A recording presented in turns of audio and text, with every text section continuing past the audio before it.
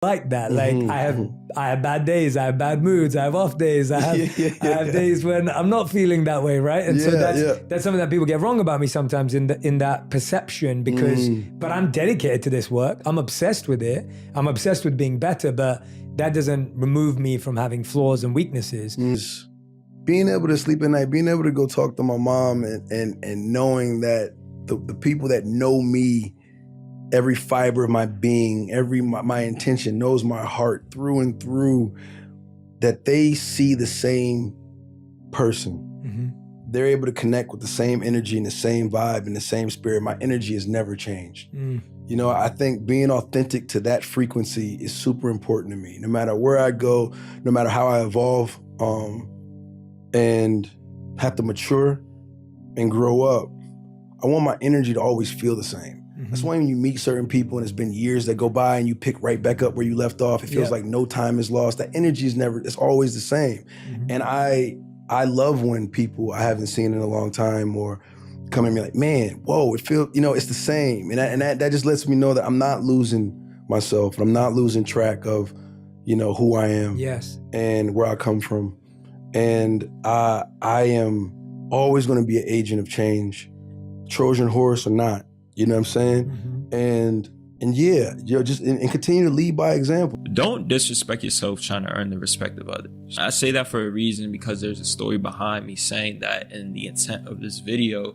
But I want to talk about in this video in general about letting people miss out on you. And now specifically for myself, I've had a situation where I've caught myself disrespecting myself and lowering my own self-worth, lowering my own boundaries in order to earn the acceptance of somebody else. Now, the interesting thing about this is that I usually don't do that. Like I'm a person who I enforce boundaries. I set limitations. I call people out on their actions, and I'm constantly like showing my self-respect. But what I've noticed and what I've started to become aware of is that with certain people, I allowed them to do various different certain things. And this is going to look different for everybody. Some people do it with people who they think have more money than them, who they see as better than them, who they see as older than them. And they almost begin to diminish their own self-respect because they see them as better than them, or they see them as like a better person in some way, shape, or form, where they idolize them over themselves.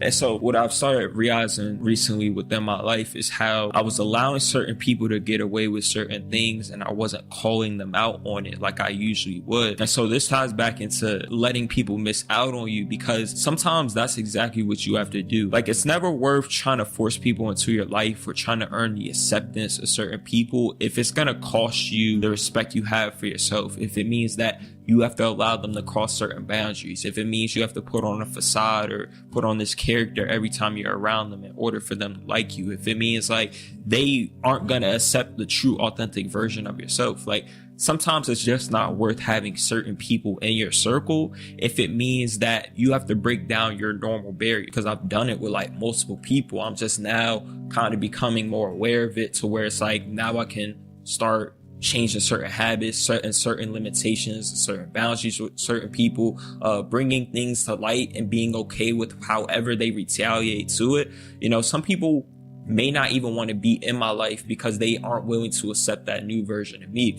And some people aren't going to be willing to adapt to those new boundaries and realizing that they can't get away with certain things that they were able to get away with in the past. And, you know, even when you make certain mistakes with people or you do people wrong, like at some point in time, you're going to like do something negative to another person, whether it's accidentally hurting them, accidentally disrespecting them, accidentally making some way, shape, or form of like a mistake to where they kind of hold a grudge against you. But one thing you have to realize is that an apology is enough. You taking the step to actually start making change within yourself is enough. But what you shouldn't do is get in this headspace of thinking you owe that person something. And that's the headspace I got into, where I felt I owed another person all these various different things. And so as a result, I lost respect for myself. Like, never get in a situation where, hey, I messed up, so now trying to get your respect back or trying to get your trust back, I'm now going to diminish my own worth. I'm now going to allow you to cross all these other boundaries. I'm now not going to hold you accountable for your actions. And I'm going to start normalizing all these various different things that I don't usually normalize.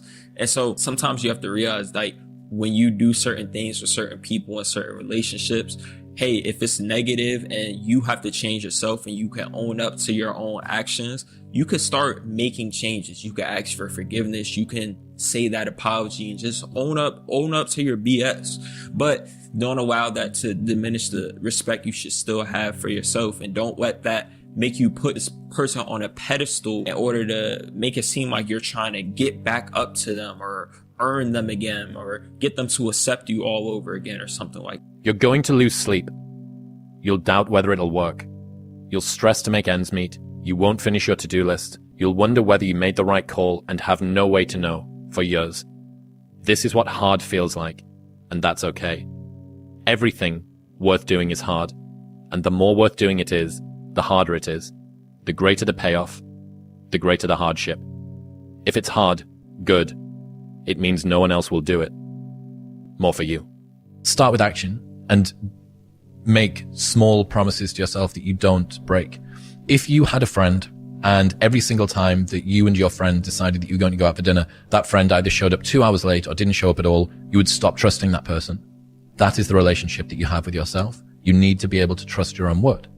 And a lot of us don't, because life is very convenient and it is easy for people to not stick to the promises that they set themselves, because our ability to be idealistic is always going to outstrip reality's ability to deliver that to us. As soon as you posit an ideal, you then begin to compare yourself to that ideal. And true hell is when the person that you are meets the person that you could have been. I think a lot of the pushback that I got from the people around me, some of the people around me, was your behavior is throwing my behavior into sharp contrast. And, this is the lonely chapter, right? This is why the movement away from your existing friend group. This is Neo. You've already been down that road. You know where it leads. You know you don't want to go there. It's all of those things. Reminder that if you want to be exceptional, you're going to be different from everyone else. That's what makes you exceptional. You can't fit in and also be exceptional. Both have discomfort. When you fit in, you have internal conflict because you're not being 100% you.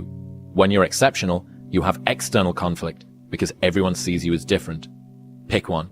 When your friends start to say, you've changed, remember it's because they don't know how to say, you've grown.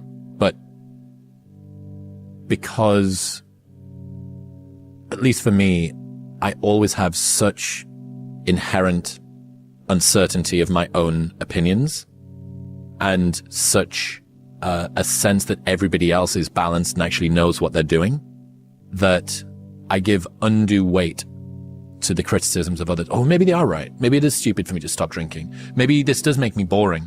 Maybe it is pointless for me to do. Like, who even knows if meditation works? Sam Harris, right? Like, all of these doubts that start to creep in, and that, like we were saying before, I was riddled with fake ambitions.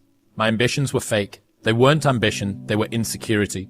Most of our lives are dragged by insecurity and shame. They're not driven by ambition. And it's a tragic truth that most of us are going to have. Our ambitions and our narratives fail us before we realize that they're illusions and mirages and they're false. This is the discomfort that everybody feels, whether you're launching a business or doing personal development or doing all the rest of it. And as opposed to thinking about it as a bug, think about it as a feature.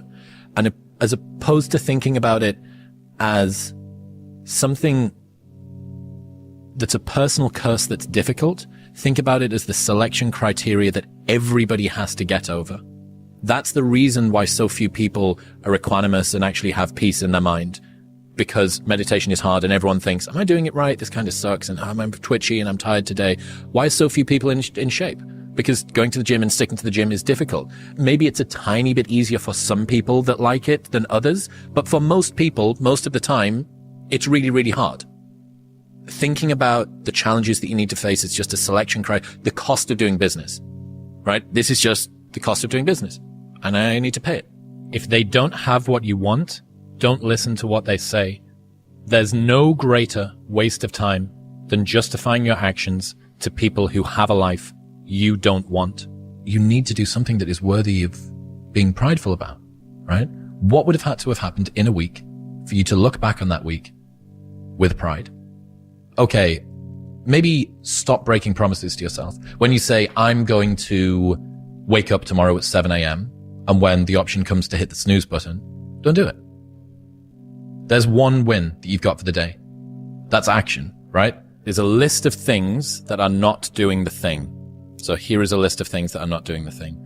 Preparing to do the thing isn't doing the thing. Scheduling time to do the thing isn't doing the thing.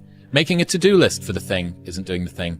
Telling people you're going to do the thing isn't doing the thing. Messaging friends who may or may not be doing the thing isn't doing the thing. Writing a banger tweet about how you're going to do the thing isn't doing the thing. Hating on yourself for not doing the thing isn't doing the thing. Hating on other people who have done the thing isn't doing the thing. Hating on the obstacles in the way of you doing the thing isn't doing the thing. Fantasizing about all of the adoration you'll receive once you do the thing isn't doing the thing. Reading about how to do the thing isn't doing the thing. Reading about how other people did the thing isn't doing the thing. Reading this essay isn't doing the thing.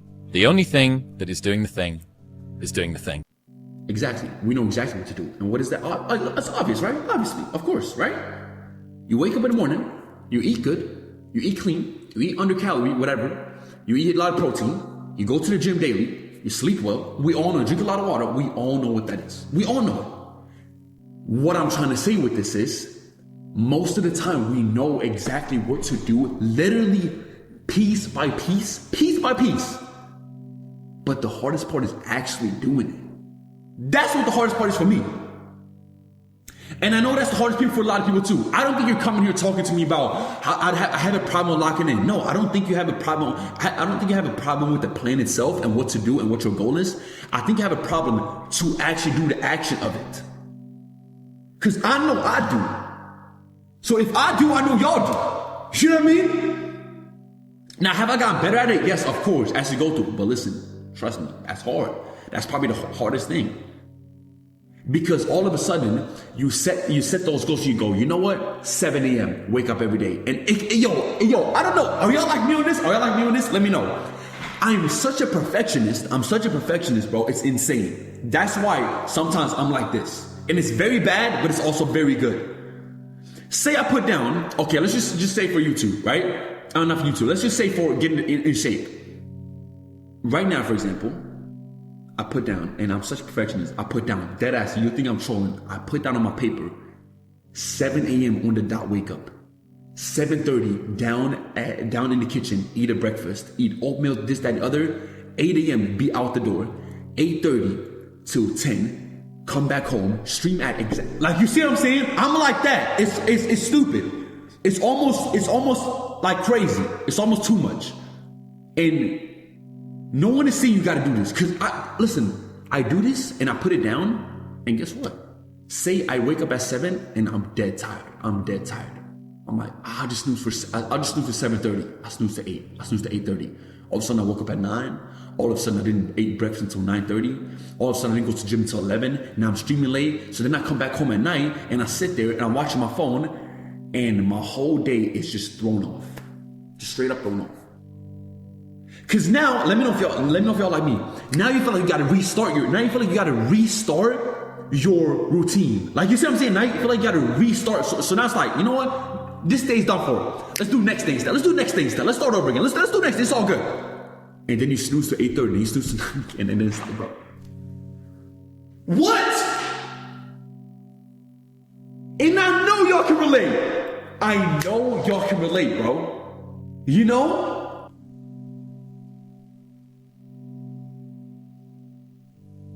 And he doesn't God would never put anything in your mind if he didn't know you could achieve it. It's that simple. So that thought you have in your mind, embrace it. Embrace it instead of just not doing it.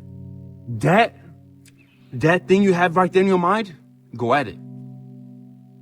It doesn't matter. Again, a lot of people are talking about religion right now. It do not matter if you're Muslim, if you're Christian, if you, whatever book you're reading, whatever it is, if you have faith in the Lord and in God, that feeling right there, don't neglect it. Now, to circle back to why I'm saying all of this, it's because I want to always be honest with y'all, always, and listen to me. It's going to be a long journey to where I want to be at. And as long as you're prepared for that, then it's a whole different story. Then you're good. As long as you know that in the first place, then you're good. I don't care what it is. A $10 million check, full week of you missing out on stuff and just becoming quiet, a full month, a full year, if you got to go ghost to go get closer to God, you do that. I'm telling you, you go do that.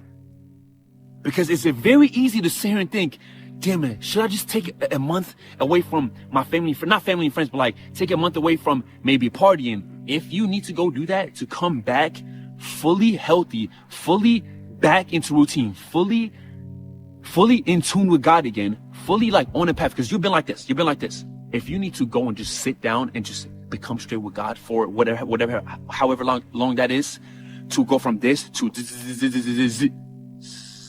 like that, then you hop back on again and you know exactly what to do. Then you go do that. Because I'm like that. I think just because I have so much going on right now, whatever, I have so much going on, I need to do this, I need to film that, I need to be streaming, I need to off stream, I need to do this, whatever it might be. I've thought like that for so long, since the day I started feeling like I was loosening a little bit. So I just kept at it. And the more I kept at it, the more my life, my faith became up and down, up and down, up and down. Because I actually didn't take time to just be like, you know what? Nothing else matters. I don't care what nobody says. I don't care how much money I'm inside. I don't care what it is. Get back on track with your creator. Like, you know what? You know what's so crazy? I'm saying this while realizing that. So I'm saying this even for myself. Like, it's so much deep for me. Like, like, if someone asked me 5 years ago, what was your dream? I would say my dream is to be a NBA basketball player. My dream is to go pro in football, whatever it might be, right? If you ask me the past year, I promise you, like, I'm not even just saying that just to say it. I promise you,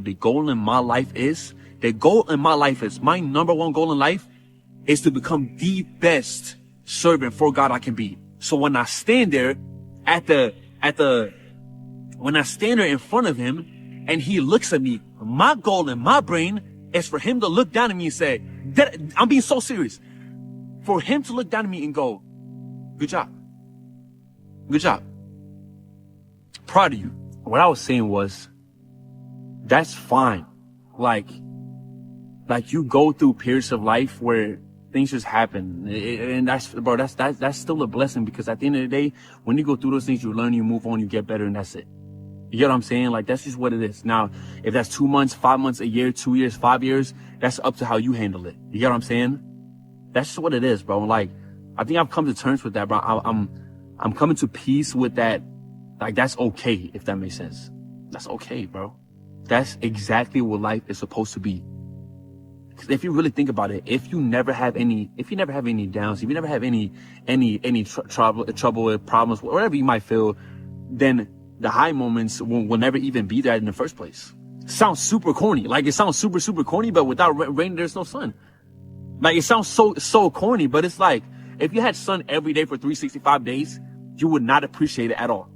Brother, I live in Sweden. It rains 90% of the times. When we get I used to live in Sweden. So when we get sun for 5 days of the year, I'm a jolly as shoot. I'm going outside. I'm happy. I'm playing basketball. I'm doing all of that stuff. You get what I'm saying? Wow. You know what's so crazy? All of those things I've been through. All of those things. And look at the chat. Look at the chat. How many people are spamming lust? How many people are spamming money? How many people are spamming anxiety, depression? How many people are like, do you understand? Listen to me, bro. Locking in. Discipline. Consistency. And hard work. 3 things for locking in my opinion. But where does it also all start before these 3 things? Boom, boom, boom, boom. Number 1, set a goal. Whatever that goal is, you go down, pray. So you set that goal for yourself, but you also set that goal for God. What? You think because God knows every step of the way, he's going to know every single intent and thought you have in your mind before you want to do it? So you pray about it. That's number 1. But then, listen to me right now. I've said this multiple times. God will take that goal and thought in your mind, and he will hold you like this on a leash. I'm not even kidding. And he will drag you to that little water pond right there, drag you to it. That water pond is your goal, and then you're gonna be like a horse. It's like a horse. You're leading the horse to the pond and the water, and it's thirsty. It's thirsty for that goal. But you think he's gonna put your head like this in the water and make you drink it? You think so? He's gonna lead you to it. He's gonna lead you right to it, because listen, anything you pray about, he will make it happen. He'll make it happen. So the second you start realizing that, now listen, I will tap even more into this because I know y'all know this. I know this, but it's still so hard. So he leads you to that water, and then he will look at you like this. That's the water right there, right? This is you. Oh, you're not gonna drink? Cool. Stay right there then. Stay right there. Stay right there. Stay right there. And he will come back to you every day. You drinking? Okay. But you drinking yet? Okay. Every day. Day in, day out. Day in, day out. Day in, day out. And it's not until you, because listen, he'll come back and check on you every day. Every day. He will never leave you. Every day.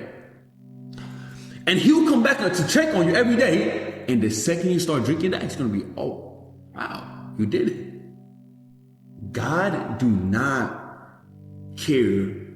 really care when you do it.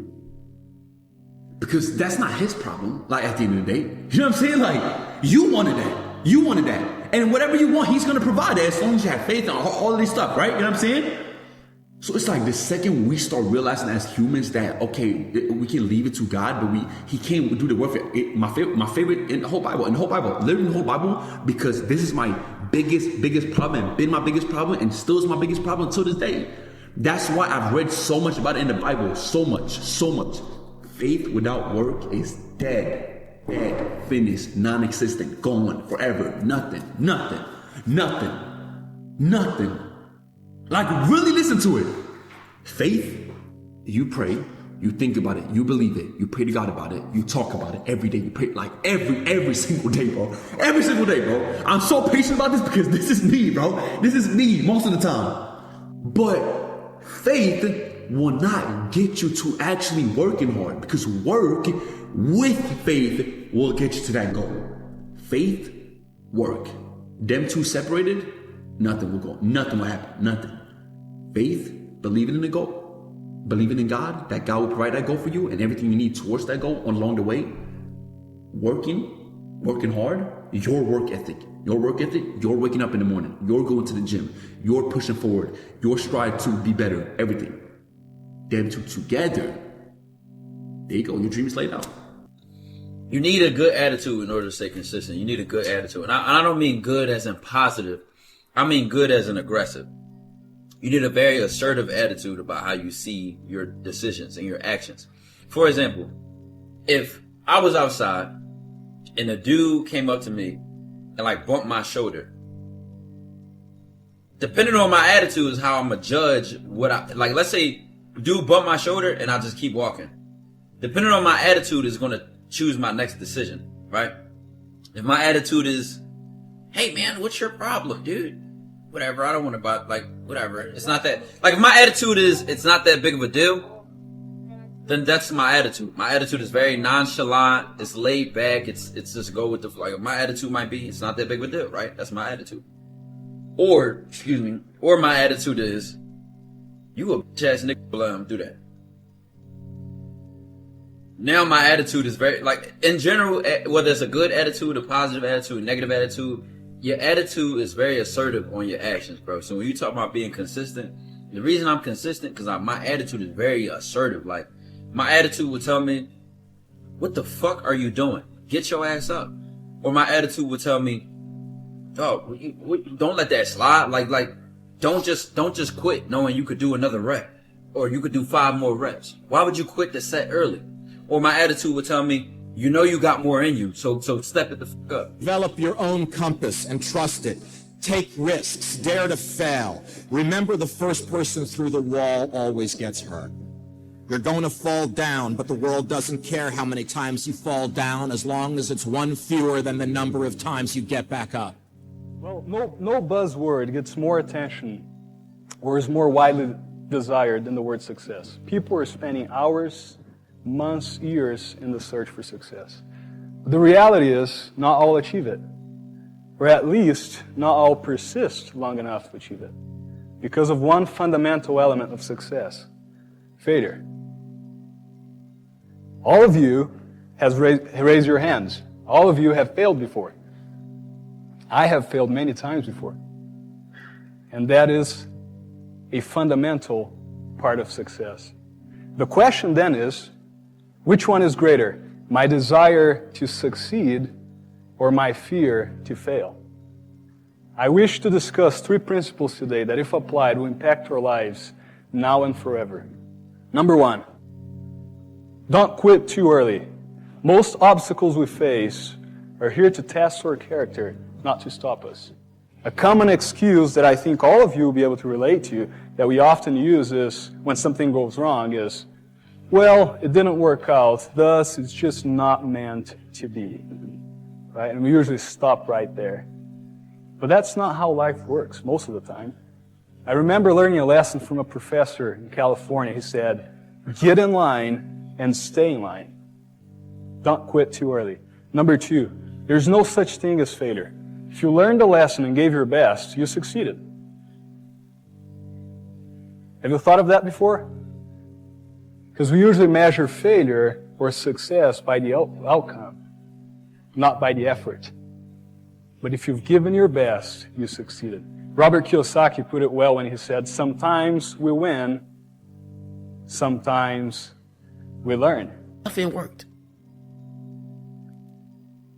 And I always say that. I'm sorry I'm about to get preachy on y'all, but that's what I always say.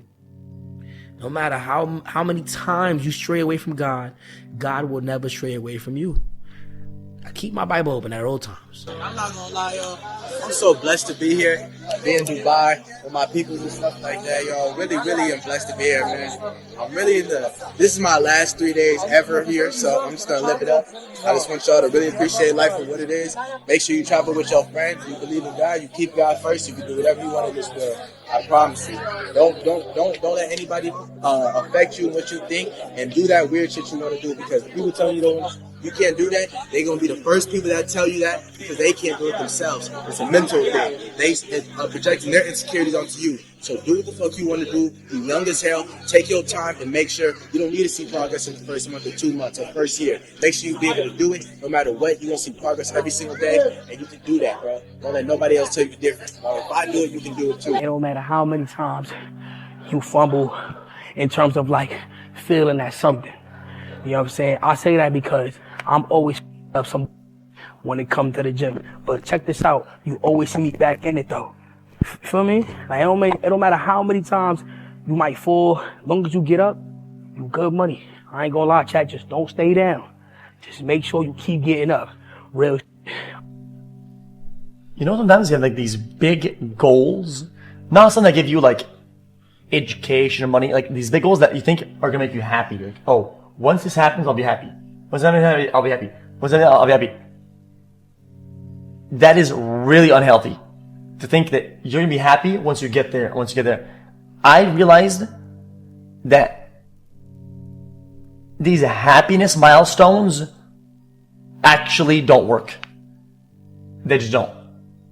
Okay, it is very rare that you'll think whatever you think happens on the other side of that wall you're going. It's just not. It won't feel like that. I'm telling you.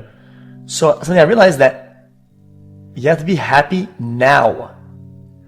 Even if that means that it's harder to get there, it doesn't matter. You really have to be. You have to make sure to be happy now, or find ways to be happy now. And to stop seeing that wall as like, oh, I'll be happy once I get there. Because that wall might just keep going backwards. It might just run away from you. Actually. It might run away. Boom, boom. Once you finally get it, it might feel hollow. And once that happens, you'll be even more miserable than you were on the path up there. When I first started internet content creation, that wasn't even a word. It was just me making some videos and having some fun, and I got lucky. everyone you see on the internet, like a content creator, a streamer that's big, all of them have gotten lucky. Now, of course, there's a lot of hard work that goes into that, absolutely. But at the end of the day, what really got them there was just being in the right place at the right time and having the right people find them. Maybe one of their clips went viral because a viewer posted it on LSF and that helped blow their stream up. But things that they didn't directly influence, things that just happened. For me, what blew up my channel was Ray William Johnson, the biggest YouTuber at the time, covering my Q-Op video, which I didn't give him permission to do. I didn't know he was doing. He just did it. And it literally gave me a future. Like, it quite genuinely changed my life. And it was something that I didn't plan for, didn't try to do. It just happened. I was making content and having fun, and then I got lucky. And nothing has changed for me. I still just make content for the fun of it and have fun doing it. So again, just to bring it all home, if you're thinking about trying streaming or YouTubing, absolutely give it a try, but don't quit your job, break up with your wife, sell the house in order to afford a Blackmagic 4K and then really go for it expecting that you're going to be a multi-millionaire from it. Just do it for fun, be consistent, and maybe you'll get lucky. That's always the advice that I give, because as long as you have fun doing it, you're at least not wasting your time and you're just enjoying the ride and putting yourself in a position where maybe you do get that lucky break. So just wanted to put all of that I always say this on stream, but wanted to put it into a video so that way it's nice and concise and right here. And yeah, that's about it. I always think that there's two types of players who love to win and players who hate to lose. Which one are you? I'm neither. Meaning? I'm neither. Meaning that, you know, I play to figure things out. I play to learn something, right? Because I think if you play with a fear of failure, or you play with the will to win, or that supersedes the fear of failure, I think it's a weakness either way, right? Because if you play with the fear of failing, you'll have the pressure on yourself to play, you know, to capitulate to that fear. If you play with the sense of I want to win, then you have the fear of what happens if you don't. But if you find common ground in the middle, in the center, then it doesn't matter. You're unfazed by either, right? And that enables you to really just stay in the moment, stay connected to it, and not feel anything other than what's in front of you. So, you know, I try to just be dead center. So a lot of people in general are afraid of failure. How did you become one of those people who doesn't seem to be afraid of failing? It doesn't exist. It's not existent. What the hell does that mean? Seriously, what does failure mean? It doesn't exist. It's a figment of your imagination. What does it mean? You're pulling a Jedi mind trick on me right now. I was like, does it exist? No, I'm serious. Look, I'm trying to think, like, how can I explain it? So, let's use happy endings, right? And then we can relate this to failure, why it's not existent. Like, you know, everybody talks about, like, everybody wants a happy ending, right? Now let's go to the reality of it, right? Let's look at a fairy tale story. Let's look at Snow White. Mm-hmm. She gets a happy ending. She finds Prince or whatever. She goes on. She lives happily ever after. Well, I call bullshit on that, because 2 months later, the fact is they had an argument and he's sleeping on the couch. Right? So the point is, the story continues. The story continues. So if you fail on Monday, the only way it's a failure on Monday is if you decide to not progress from that. Right? So to me, that's why failure is not existent. Because, you know, if I fail today, okay, I'm going to learn something from that failure and I'm going to try again on Tuesday. And